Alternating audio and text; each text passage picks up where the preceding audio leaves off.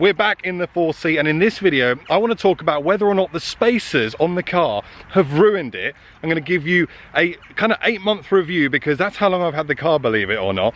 And yeah, we're going to get right into the video. But before I do, I need to give a massive shout out to BOTB, who are sponsoring this video, and those guys are awesome because they help keep the channel running. However, this time round I've done a lot of work with them. This is very cool. So BOTB are about to announce their 500th winner. They've done over 30 million quid's worth since 1999, but this time round they are guaranteeing someone the chance to win a supercar. So to celebrate, they've lined up 8 stunning supercars to play for, and one lucky person is guaranteed to drive away in one. Tickets to enter cost between £2.40 and £3.25, and that is literally up to 70% off the usual price. And you can win a Ferrari, a Bentley, an Aston Martin, a Porsche, a Lamborghini or a McLaren. They're also throwing in £1,500 towards the insurance, and also a chance to win £20,000 cash in the boot of the car. Of course, in order to enter, you have to be 16 or over. The competition is worldwide, and the closing for this competition is midnight on the 10th of November. So make sure to click the link in the description below,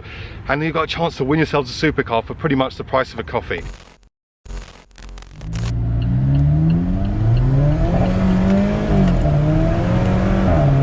So I guess the main purpose of the video is have the spacers ruined the 4C? Now the short answer is no. Have they affected the way the 4C behaves? Yes, and I'm going to touch on that very shortly. Now for those of you who are new to the channel, this is the first video you are watching of mine. Basically what I did, one of the things I really wanted to do was to change how the car looked a little bit. So for me, the rear wheels particularly looked very, very tucked in, and I just wanted to basically stance them out a little bit. A little bit of OEM plus, I think, is the right term for it. So I reached out to my friends at Motec and I said, is there anything that you guys can do? And Motec basically said, yeah, we can. Look, we've done some stuff with iBack, and what we can do is put some spacers on it. So we did a 10mm front spacer and we did a 15mm rear spacer. Now, from a looks perspective, absolutely transformed the car. It looks incredible.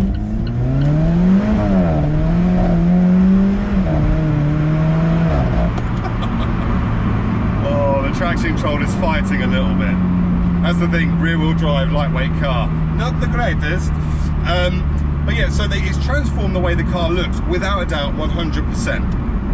And one of the things I was worried about was, would this spacer setup affect the geometry? Because for those who aren't aware, Alfa Romeo 4Cs, when they come out the factory, they're not really built for British roads. As in, the way the car is set up, you know, you put this around somewhere like Balocco, which is the kind of test facility out in Italy, this thing is a dream. It will do, it's probably one of the most fantastic handling cars out there. But you lift it up away from Balocco and you put it in somewhere like the UK, particularly Great British B roads, where the roads are very undulating, and what would tend to happen without the geometry is the car would pull you whichever way the road was kind of cambering.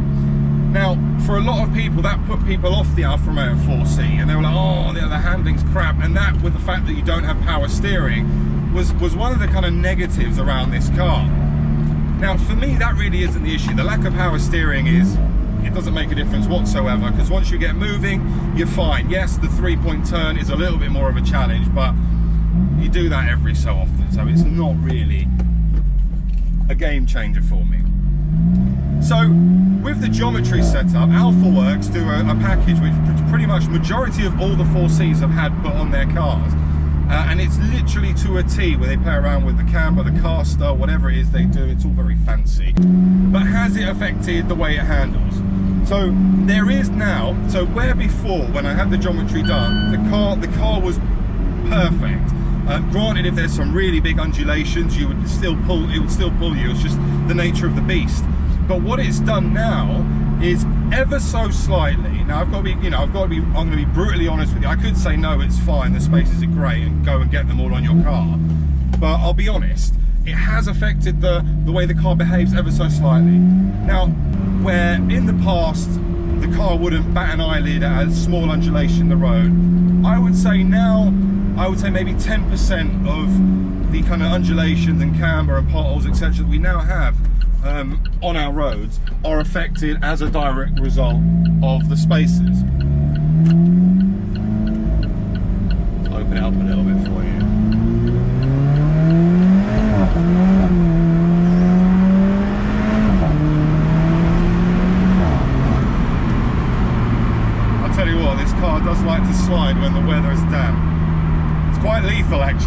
being honest. What was I saying? Yeah, so it has affected it, but has it affected it enough for me to take the spacers off? And the answer is no. Simple answer, absolutely not.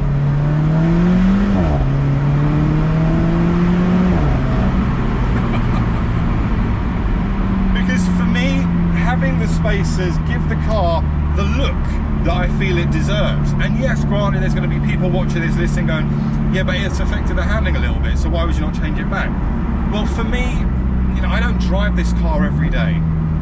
And when I do drive it, it's, you know, it's a special occasion, and I really enjoy driving this car. And I enjoy the way it looks. I think it looks stunning now with the space.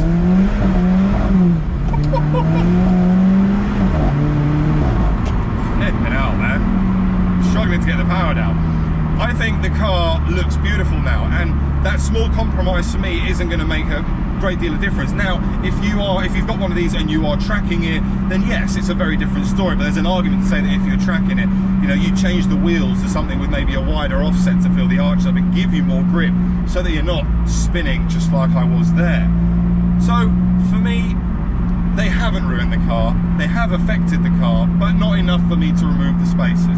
And if you have a 4C yourself, I would say that it's still worth it in my opinion. I mean, let's be honest, it's a spacer, so if you don't like it, you can just take it off. It's not the end of the world, but it will transform the way the car looks, in my opinion anyway.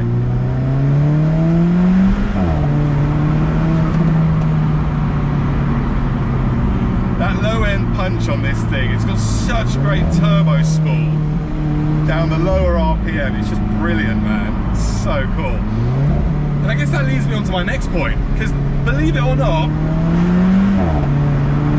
I have owned this car for 8 months now. 8 months, it's gone so quick, really quick. And there's a question around, do I still love the car? You know, is it still ticking all the boxes for me that it did when I first bought it? And what's next for the car? Now, they do say that you should never buy your dream car, because when you do buy your dream car, it's almost like you've got nothing left to buy after that. Now, I think there's an element of truth around that, and I've wanted a 4C for so long, and now that I finally have one, it's kind of like, okay, great, now what do I do now? You know, 8 months has been, it's been a pretty long time. Since within those 8 months, I've put 5,000 miles on the car, which for something like this, people would say, actually, that's quite a lot of mileage, really. But for the everyday user, it's nothing. But I've always said the 4C is a special car, and it really is a special car. I mean, everything that encapsulates what a thoroughbred sports car should be is in this car. Lightweight, 2-seater, rear-mounted engine, brilliant handling, great noise. It ticks every box. But for me, there's a question around practicality, and I know what you're saying. It's like, Stef, you knew that before we bought it. I know. I bought this car as a second car. But there is an element, and there's a question, because particularly for those who are thinking, do you know what, this is a car that I'm in love with and I want a 4C. In fact, I've even had a few people say to me, I will buy your 4C the moment you tell me it's for sale. It's not for sale at the moment, and it probably won't be for sale for a while at least. But there is a question, you need to be really realistic with yourselves, is, are you buying this car because it's your dream car and you're happy to daily it? If you are happy to daily it, then you're brave. You're much braver than I am. Because for me, this car is a bit more of a struggle to use every day. And that leads me on to the next point, is if you don't use it every day, you are paying finance and insurance for ultimately a car to sit on your drive. And is that something you're prepared to do? Now, for me at the moment, I am prepared to do that, because like I said, when I get in this, the feeling of how it feels is just incredible. I mean,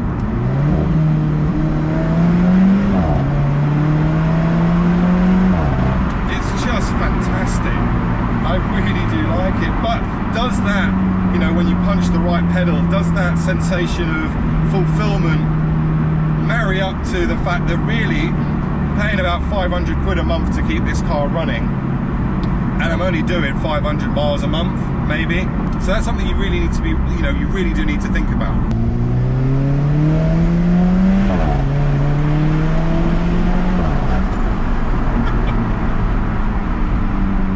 You see that smile, and that's the thing.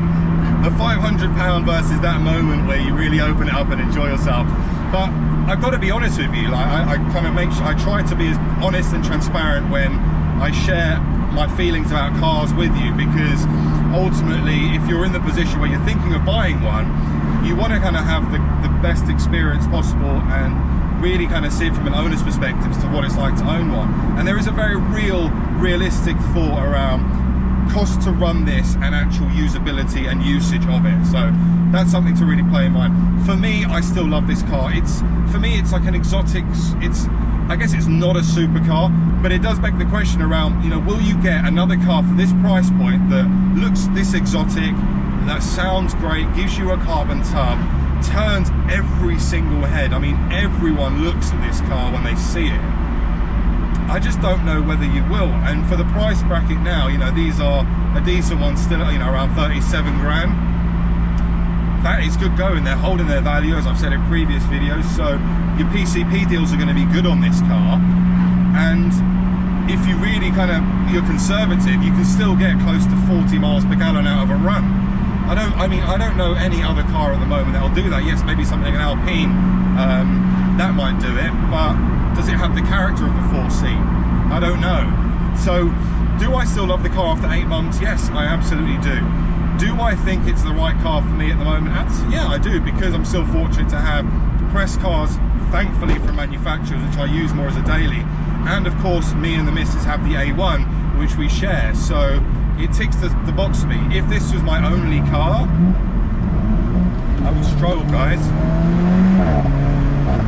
I think I would struggle, and I don't know whether I would be able to hold on to it for longer, well, for a long period of time. I hope you've enjoyed the video, guys. It's good to kind of get back out into the 4C. There'll be more 4C content coming very soon. My name's Stef. You guys have been awesome. Make sure to subscribe, and I'll see you all very soon on the next one. Thanks for watching.